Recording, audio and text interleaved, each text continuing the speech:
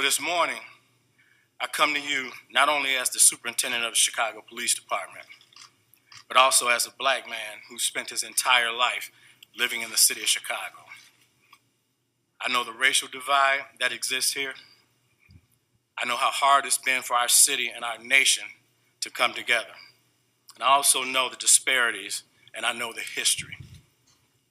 This announcement today recognizes that Empire actor Jussie Smollett took advantage of the pain and anger of racism to promote his career.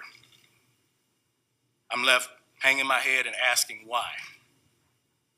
Why would anyone, especially an African-American man, use the symbolism of a noose to make false accusations?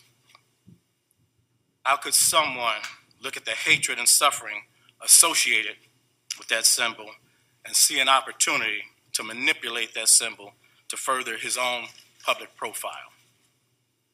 How can an individual who's been embraced by the city of Chicago turn around and slap everyone in this city in the face by making these false claims?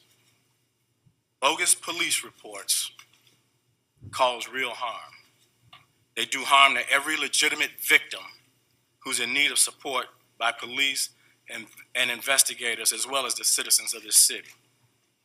Chicago hosts one of the largest pride parades in the world, and we're proud of that as a police department and also as a city. We do not, nor will we ever tolerate hate in our city, whether that hate is based on an individual's sexual orientation, race, or anything else. So I'm offended by what's happened, and I'm also angry. I love the city of Chicago and the Chicago Police Department, warts and all. But this publicity stunt was a scar that Chicago didn't earn and certainly didn't deserve. To make things worse, the accusations within this phony attack received national attention for weeks.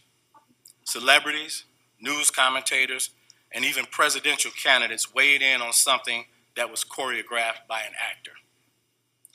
First, Smollett attempted to gain attention by sending a false letter that relied on racial, homophobic, and political language.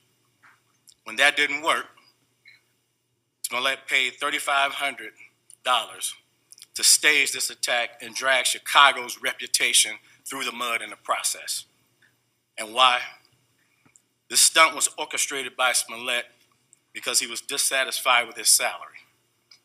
So he concocted a story about being attacked. Now, our city has problems. We know that. We have problems that have affected people from all walks of life, and we know that. But to put the national spotlight on Chicago for something that is both egregious and untrue is simply shameful. I'm also concerned about what this means moving forward for hate crimes. Now, of course, the Chicago Police Department will continue to investigate all reports of these types of incidents with the same amount of vigor that we did with this one. But my concern is that hate crimes will now publicly be met with a level of skepticism that previously didn't happen. That said, Smollett was treated as a victim throughout this investigation until we received evidence that led detectives in another direction. I couldn't be more proud of the unrelenting detective work that went into this investigation. I couldn't be more proud of every investigator that played a part in it. The detective work that we saw in this case is indicative of the work that our detectives do every day in this city. This case in particular involved hours of video evidence, which when combined with old-fashioned police work, uncovered the truth. These detectives deserve all the credit in the world for carefully analyzing the leads